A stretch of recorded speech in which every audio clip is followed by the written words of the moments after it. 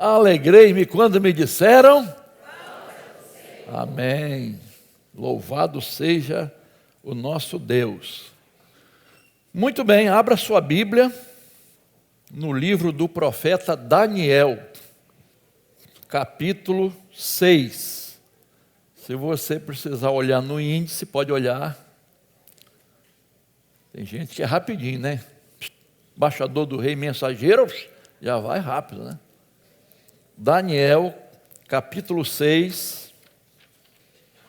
Eu quero falar sobre o que acabamos de cantar, o poder da oração. O poder de Deus através da oração. Não é a oração em si, mas é Deus, na sua soberania, decidiu agir respondendo às nossas orações. Isso é maravilhoso, irmãos. Muito maravilhoso. Vai ser projetado aí para a gente ler junto? Vamos lá. Aqui, olha para o telão. Vamos recitar esse único versículo por enquanto. Daniel 6:10. Vamos lá? Quando Daniel soube que o documento tinha sido assinado, voltou para casa em seu quarto, no andar de cima. As janelas abriam para o lado de Jerusalém. 3 vezes por dia ele se punha de joelhos, orava e dava graças diante do seu Deus, como era o seu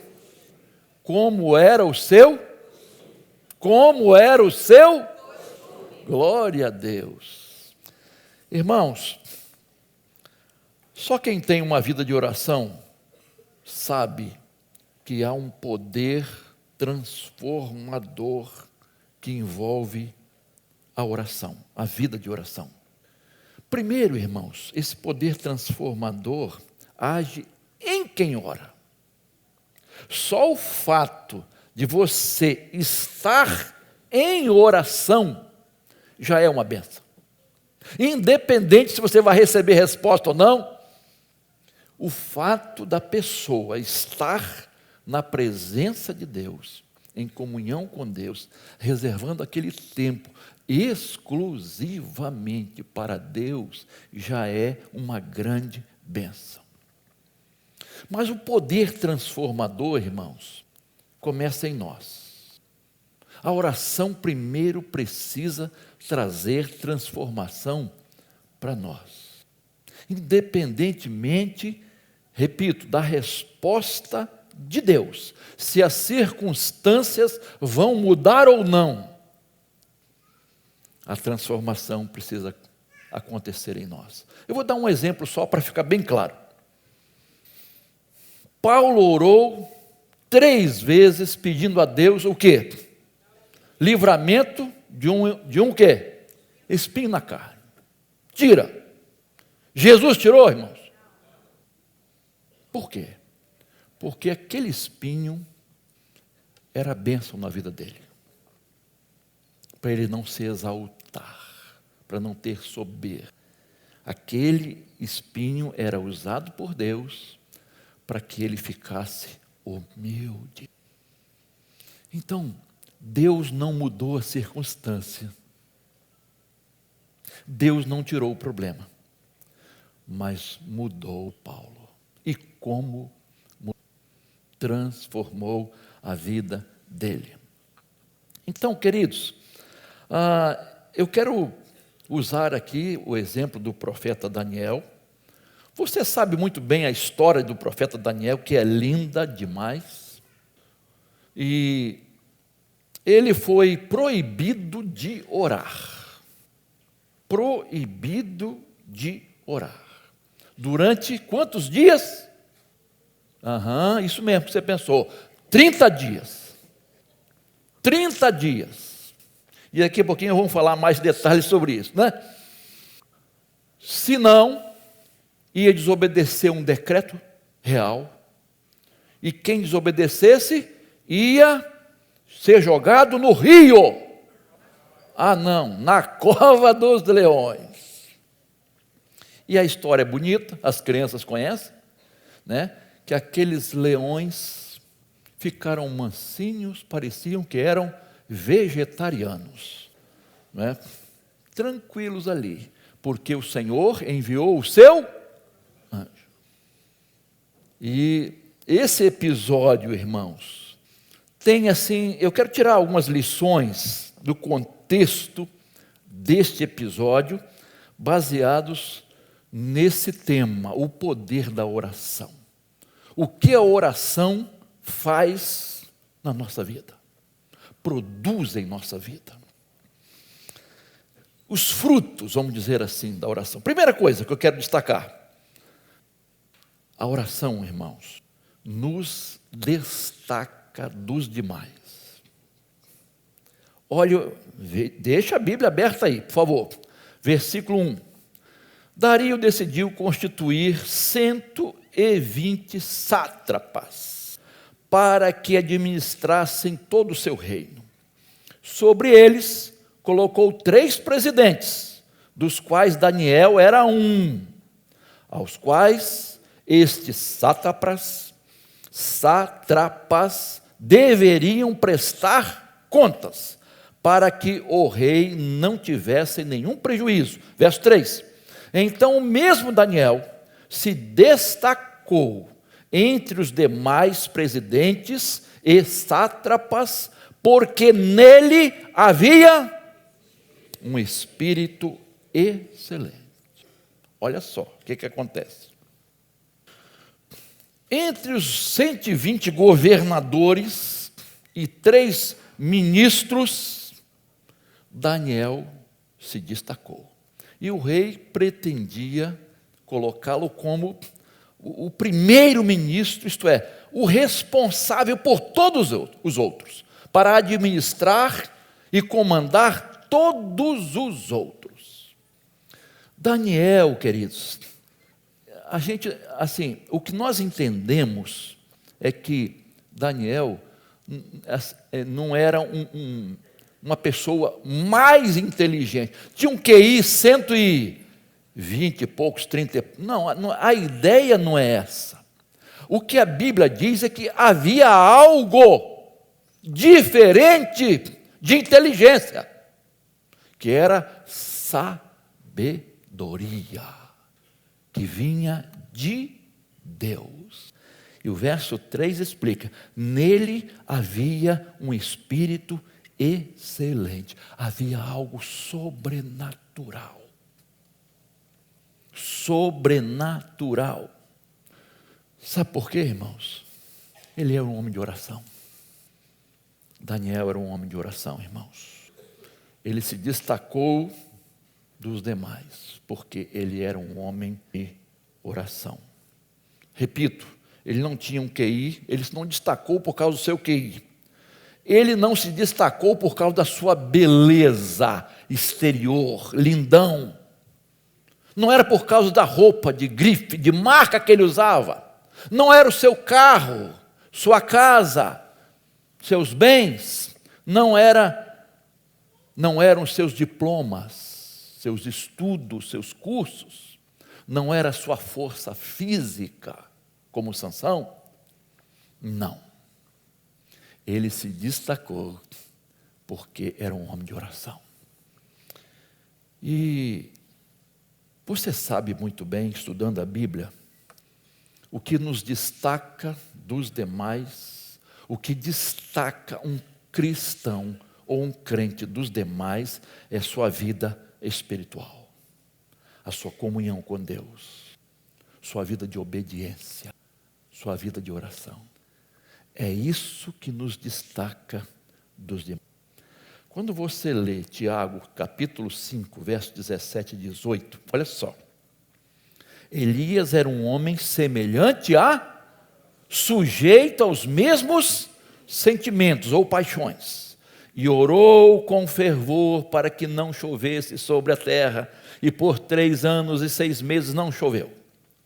Depois orou de novo, e então o céu deu chuva, e a terra produziu os seus frutos. O que Tiago está dizendo do profeta Elias? Ele era uma pessoa como? Mas tinha algo que o destacava. Era a oração. Sujeito às mesmas fraquezas que nós estamos. Mas ele orava. Era um homem de oração. Não vou falar sobre ele hoje, outro dia eu falo sobre Jabes, que está lá em 1 Crônicas 4. Jabes, quando você lê a genealogia, lá em 1 Crônicas 4, diz, há um destaque, há como se fosse um parêntese assim, dizendo assim, Jabes foi mais ilustre do que todos os outros, da sua família, da sua tribo, da sua geração e de outras gerações. Há um destaque, Jabes. Por quê? Oração. Isso é lindo demais, irmãos. Ele se destacou da sua família, da sua tribo, de toda a sua geração. Queridos, a oração nos torna melhores. Não que queiramos ser melhores do que os outros, mas melhores crentes, melhores servos, mais obedientes à palavra de Deus. Então, a oração, irmãos, a nossa vida e nos destaca dos demais. Na comunhão com Deus, irmãos, nosso caráter é moldado. Em comunhão com Deus, nossas atitudes são mudadas. Em comunhão com Deus, nossas decisões são diferentes, nossas escolhas. Em comunhão com Deus, nossa vida vai ser santificada. Em comunhão com Deus, nós seremos mais semelhantes a Jesus. E você vai observar aqui no texto, a partir do verso 4, os líderes, os outros líderes, ficaram o quê? Com inveja. E queriam, de alguma forma, dar uma rasteira nele. Que negócio é esse? Todos nós somos líderes, somos bons, mas por que esse destaque? O destaque não era coisas comuns. Os outros tinham todas as qualificações, mas não tinham a principal, a presença de Deus. Não eram pessoas de oração. Daniel era correto, irmãos. Daniel era íntegro. E aí, olha só, irmãos, fizeram uma pesquisa na vida de Daniel. Vamos encontrar o ponto fraco dele. E vasculharam a vida de Daniel, irmãos. E a gente não sabe quanto tempo eles fizeram isso, mas vasculharam a vida de Daniel. Não encontraram nada, nenhum erro, nenhuma falha, nenhum desvio, honesto, íntegro, reto.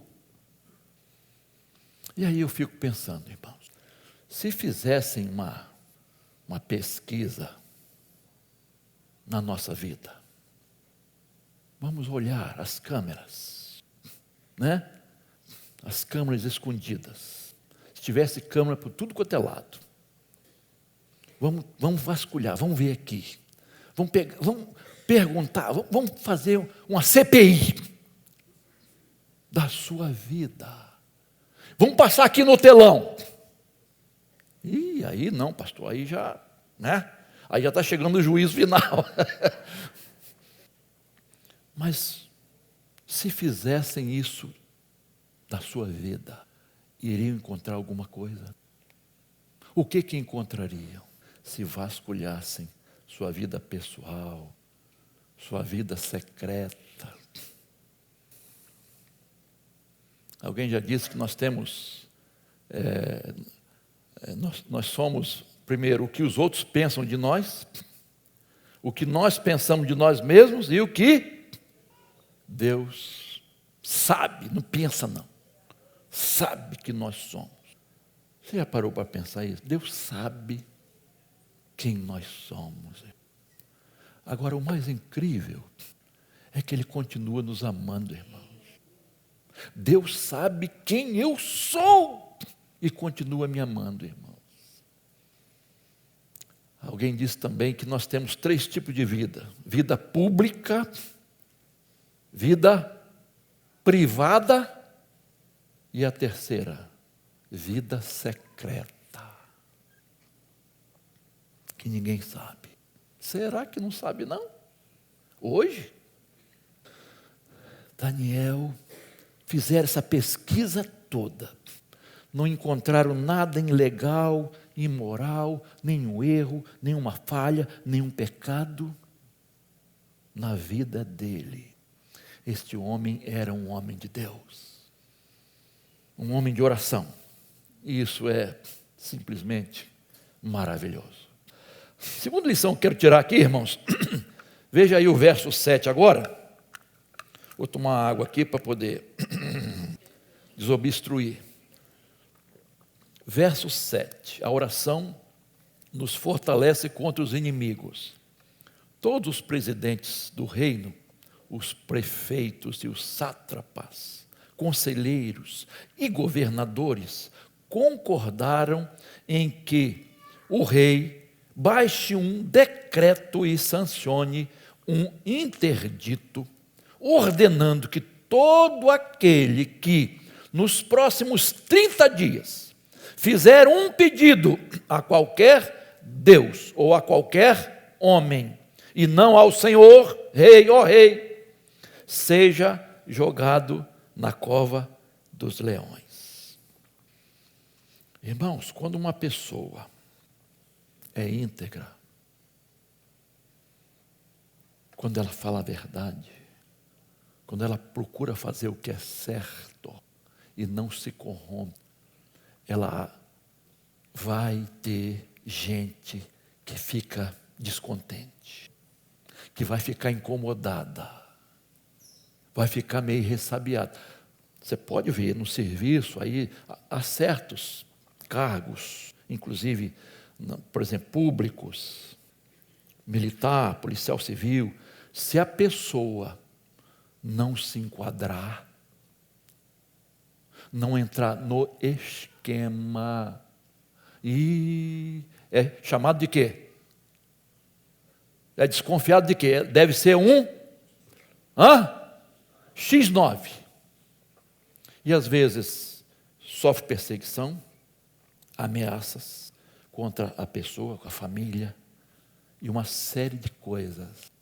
Porque não se enquadrou, não se ajustou ao esquema brasileiro.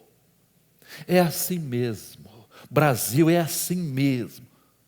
Será, irmão? Com servos e servas do Senhor, não tem esquema. E aí, meu irmão, ele desagrada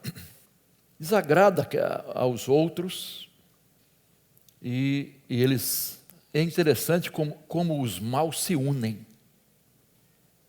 Todos os outros se uniram contra o fiel. Quando alguém se destaca, irmãos, por ser fiel, honesto, correto e íntegro, os outros se unem para combatê-lo, para destruí-lo, para passar a perna nele. De alguma forma, encontrar erros. Queridos, então, tramaram contra Daniel. O que é que eles perceberam na pesquisa toda? Que ele, costumeiramente, todos os dias, eu vou repetir, todos os dias, ele orava como um bom judeu 3 vezes ao dia. Ele ia para o seu quarto, se prostrava diante de Deus. Aquelas pessoas, inimigos, tinham uma certeza, ele não vai obedecer ao edito do rei. Ele não vai deixar de orar 30 dias. Ele não vai deixar de orar um dia sequer. Essa certeza eles tinham, porque eles pesquisaram e viram que todos os dias ele fazia isso. Se fosse nós, irmãos, vamos lá, vamos pensar. Você está proibido de fazer oração. Aí, eu vou fechar as janelas. Vou fechar a janela do meu quarto. Vou dar um jeito. Vai ser só rapidinho. 30 dias passa rápido. Eu vou fazer oração silenciosa. Vou estar fazendo as coisas, vou estar orando. Vou dar um jeito. Eu vou dar um jeito. Eu vou orar escondido. Daniel, não.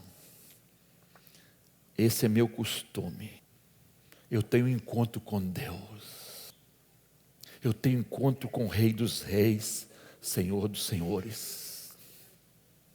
E não vai ser perseguição, proibição que vai me tirar deste intento, desse propósito, lá do início. Daqui a pouquinho eu vou falar mais sobre isso. Lá do início, na sua juventude. Propósito. Quantas vezes, irmãos, nós temos desculpas, nós arrumamos desculpas para não orar, para não ter nosso encontro com Deus. Nós não temos tempo, desculpa, entre aspas, para perder, porque nossa vida é muito agitada. Nós temos muitos compromissos, a nossa agenda é cheia. E eu já acordo correndo. E não tempo. A oração é sempre de flash. Correndo. Mas olha só, Daniel, ele ia para o seu... Olha só, irmãos, a rotina de Daniel. Ia para o seu quarto. Se colocava de joelhos, tempo exclusivo. Agora, queridos, esse homem tinha uma responsabilidade muito grande. Vocês acham que ele tinha todo o tempo do mundo? Ele tinha as mesmas 24 horas que nós temos, mas ele administrava todo o reino. E 3 vezes ele estava de joelhos. Nada, nem ninguém o impedia de estar na presença de Deus.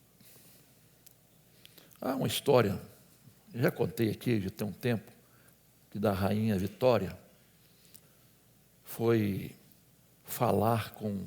E ela nem sempre comunicava a sua agenda, né? E ela foi fazer uma visita ao grande pregador, Charles Spurgeon.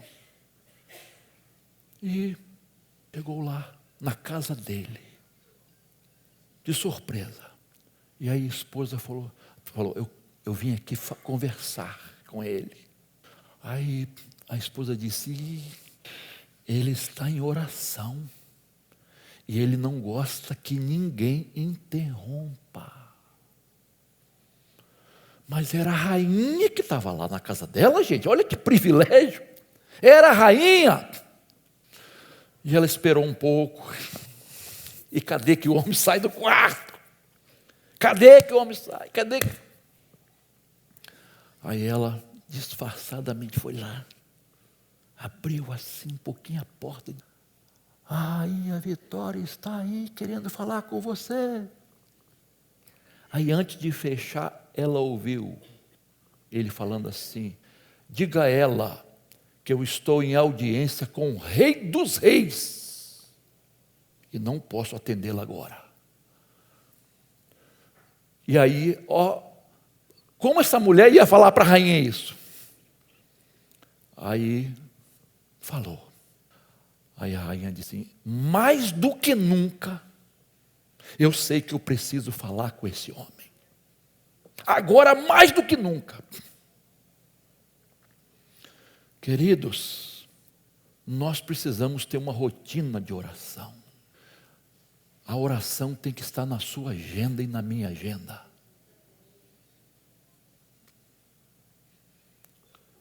Daniel não podia ficar. Não podia ficar. O que na sua rotina, no seu hábito, o que você não fica sem? Não precisa responder não, só para você refletir, tá? O que você não fica sem? Não pode faltar.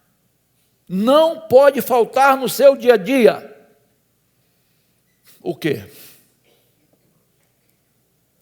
Você lembra que, agora foi há pouco tempo, mas teve um outro dia aí mais atrás, que o WhatsApp parou de funcionar.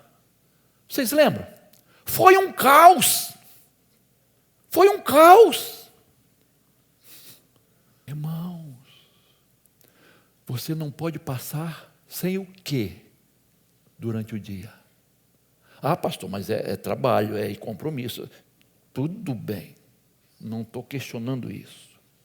Porque o telefone facilita muitas coisas, irmãos, realmente. Facilita muito. Tem que ter sabedoria de usar, porque a maioria não sabe. As crianças não sabem, estão sendo prejudicadas na sua mente, no seu desenvolvimento intelectual. Isso não sou eu que estou dizendo, são os médicos, são especialistas. Pelo tempo que passam diante da tela, qualquer tipo de tela. O que você não pode ficar sem durante o dia? Daniel não podia ficar sem oração. Ele não podia, fazia falta. Tem gente que começa a caminhar, fazer exercício e correr, alguma coisa assim, e é difícil parar, porque eu preciso ter esse costume, gente. Caramba, né? Eu acho que foi Vinícius que falou. Cadê Vinícius? Está aí? Vinícius? Não, está em cima? Está lá. Eu corro todo dia, eu caminho todo dia, não posso ficar sem. Beleza, passa isso para mim, meu irmão. Encosta em mim aqui para ver se passa isso para mim aqui. Né? Não pode ficar sem. Irmãos, nós não podemos ficar sem oração, sem comunhão com Deus, sem um tempo na presença do Senhor. Quando você vê a vida de Jesus, vamos dizer assim, o corre de Jesus com multidões, com os apóstolos. Irmãos, Jesus priorizava a oração, mais do que estar com qualquer pessoa, mais do que até com os discípulos, mais do que a multidão, mais do que comer e beber, mais do que fazer qualquer tipo de milagre, ele priorizava a oração.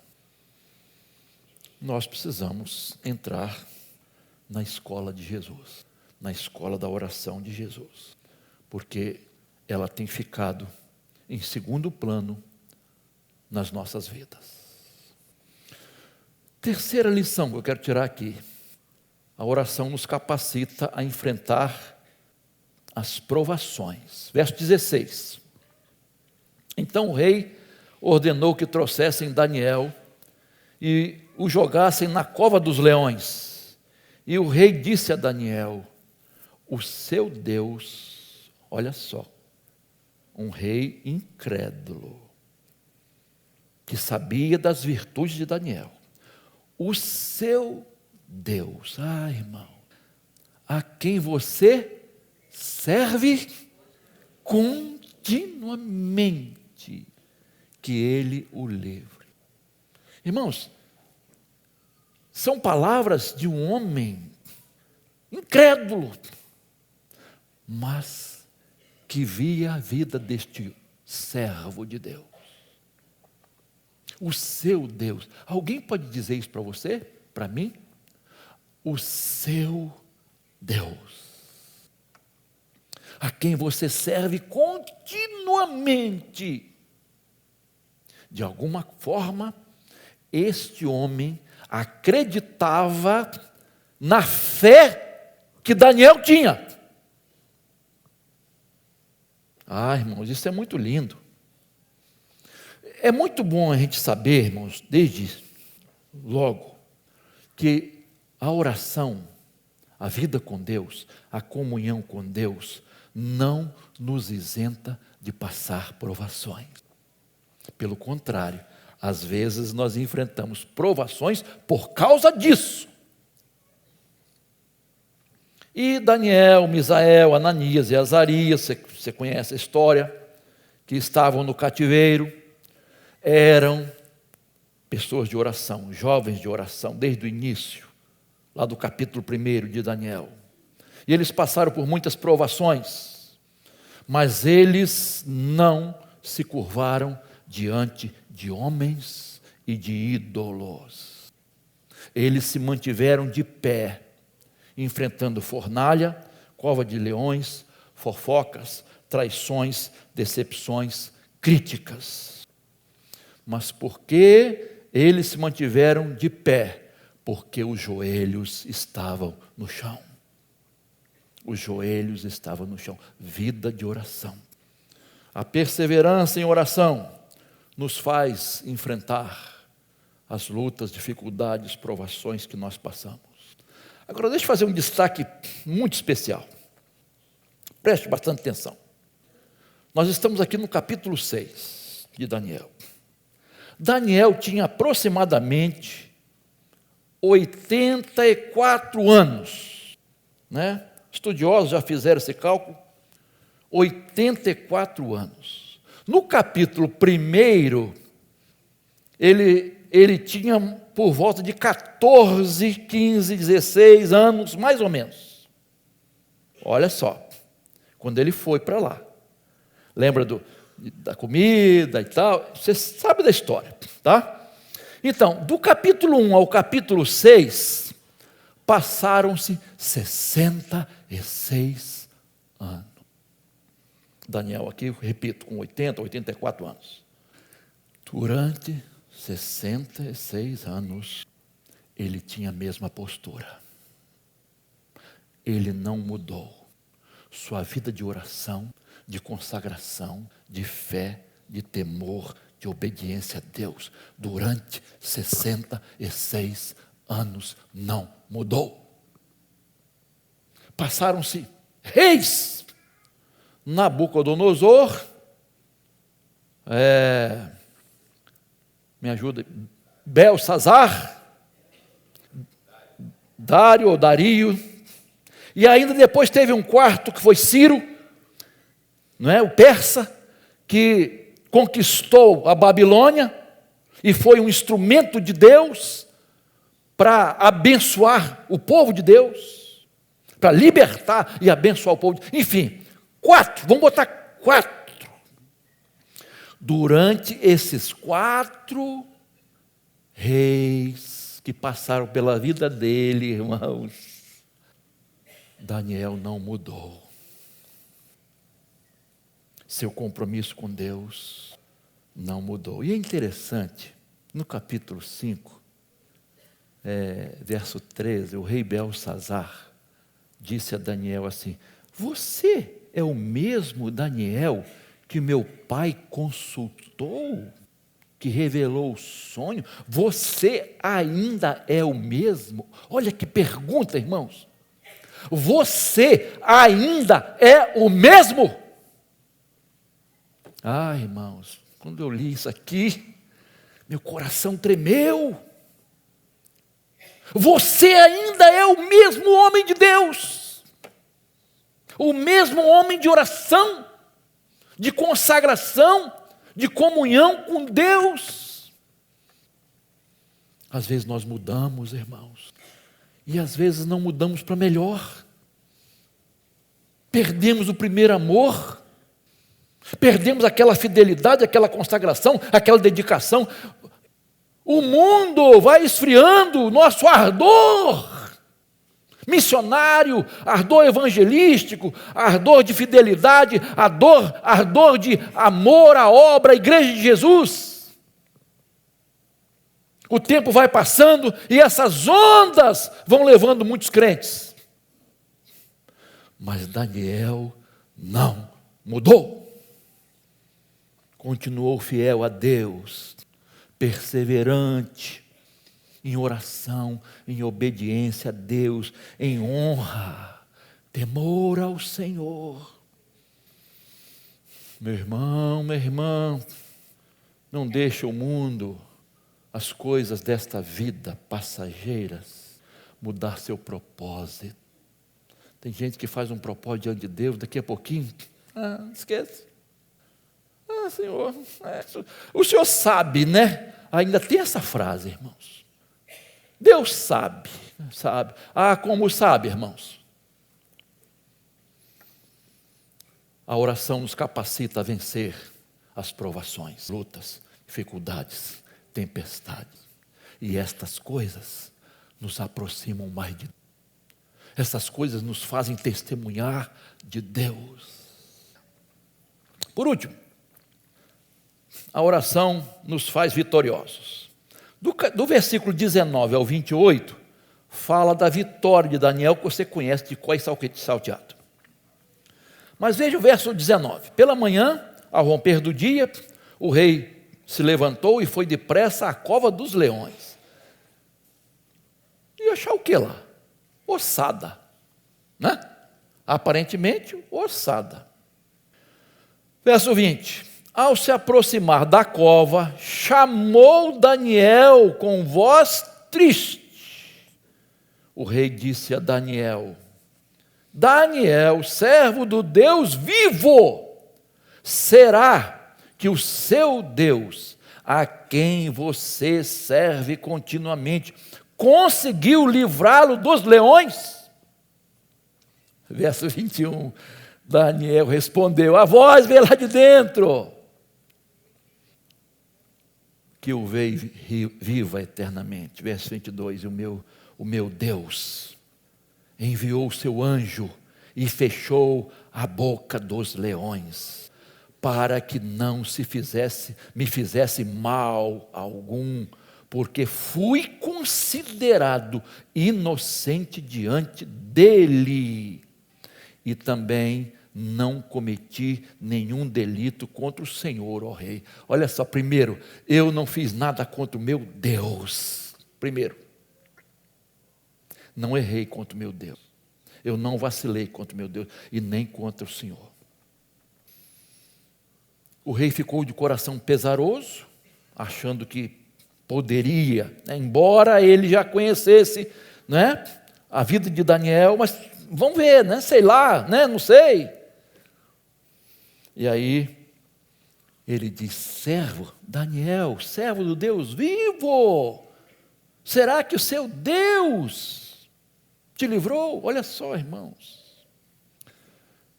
E aí eu gosto também eu já destaquei o testemunho de Pedro, né, no estudo aqui de quarta-feira, quando ele dá o testemunho de um anjo ter libertado da prisão, e Daniel tem a mesma linha.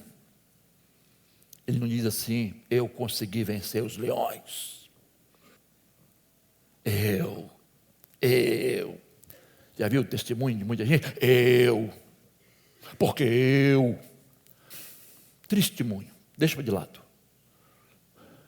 Deus, meu Deus, fechou a boca dos leões. Como isso é maravilhoso, irmãos. Deus dá vitória a quem se prostra em oração. A vitória vem, irmãos, quando, do jeito que a gente menos imagina, na hora que nós não esperamos. Ali precisava ser na hora. Mas nosso Deus, assim como agiu lá com Misael, Ananias e Azarias, que eu prefiro os nomes judaicos, né, que tem a referência a Deus, assim como Deus estava lá, dentro da fornalha, estava também na cova dos leões. Deus não te deixa sozinho, não. Às vezes Ele não nos livra, mas Ele vai conosco. Ele nos livra mas na provação, na tempestade, na luta, na dificuldade, na enfermidade, seja o que for, Ele está com você. E essa tem que ser a nossa fé, irmãos. Essa precisa ser a nossa fé. O nosso Deus nos dá a vitória. A oração nos faz vitoriosos. Não importa a fornalha, cova, furacão, deserto, beco sem saída, enfermidade, perdas, dor. Nada traz derrota para a nossa vida com Deus, se a nossa vida está aos pés do Senhor. Quando a gente acha que Ele está demorando, é porque Ele está trabalhando. E vai fazer o melhor, aquilo que nós menos imaginamos. Deus vai fazer, porque Ele é o Deus de promessa. Ele não é homem para mentir. Deus honra a sua palavra, irmãos. Deus honra o que Ele disse.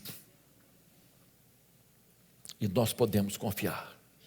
Então, creia, em nome de Jesus, que a sua vitória vem. Vai chegar. Vai chegar. Se você está diante do Senhor, com a sua vida totalmente aos pés da cruz. Porque em Cristo nós somos mais do que. Amém, queridos? Há poder através da oração. Primeiro, para transformar a nossa vida, irmãos. A oração nos destaca dos demais. Não queremos ser melhores. Mas, se somos mais parecidos com Jesus, nossa vida vai estar em destaque. Mas em destaque para a glória. Vamos vencer os inimigos? Vamos. Vão se levantar? Vão. Opositores, críticas? Vão. Vamos jogar pedra? Vão. Vai ter inveja? Vai. Vai em frente.